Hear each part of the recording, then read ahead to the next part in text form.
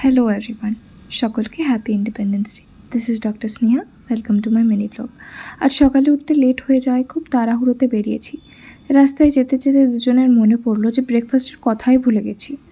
গিয়েই সব অ্যারেঞ্জ করতে করতেই পেশেন্ট চলে এসেছিল। পেশেন্টের কমপ্লেন ছিল যে সে 3-4টে জায়গায় নাকি ডেন্টিস্ট দেখিয়েছিল এবং সবাই তাকে মেডিসিন দিয়েছিল।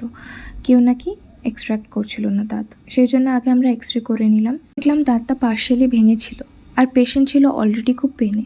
বাট মুকুলের খুব জোর 7 মিনিট লেগেছিল এক্সট্র্যাক্ট করতে, তাই পেশেন্টের কোনো ডিসকমফর্ট। আমাদের আগে থেকে একজন পেশেন্টের MNRF-এর অ্যাপয়েন্টমেন্ট ছিল, এই জন্য আমরা জিনিসপত্রগুলো অ্যারেঞ্জ করে নিচ্ছিলাম। এই পেশেন্ট আমাদের কাছে প্রায় 7 মাস থেকে ট্রিটমেন্ট নিচ্ছে অ্যান্ড বেনিফিট পেয়েছে বলে কস্টলি হওয়ার পরও ট্রিটমেন্ট করায়। MNRF বা মাইক্রোনিডলিং রেডিও ফ্রিকোয়েন্সি একটি আধুনিক স্কিন ট্রিটমেন্ট যা মূলত অ্যাকনে স্কার, ওপেন পোর্স এবং আনইভেন স্কিন টেক্সচার কমাতে সাহায্য করে। ট্রিটমেন্ট মাইক্রোনিডল এবং রেডিও ফ্রিকোয়েন্সি এনার্জি ব্যবহার করে ত্বকের গভীরে কোলাজেন প্রোডাকশন স্টিমুলেট করে। এর ফলে ধীরে ধীরে স্কিন টেক্সচার আরও স্মুথ ও ফার্ম হতে শুরু করে।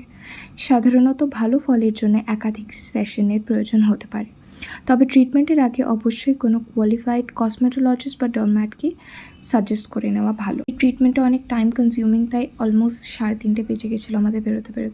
আমার প্রায় 6 বছর হয়ে গেল আমি দিল্লিতে আছি, কিন্তু আমি প্রত্যেক বছর ভাবি যে আমি 15 অগস্টে রেড ফোর্ট যাবো, কিন্তু আমার কোনো বছরই যাওয়া হয় না। হোপফুলি আমি নেক্সট বছর যেতে পারবো।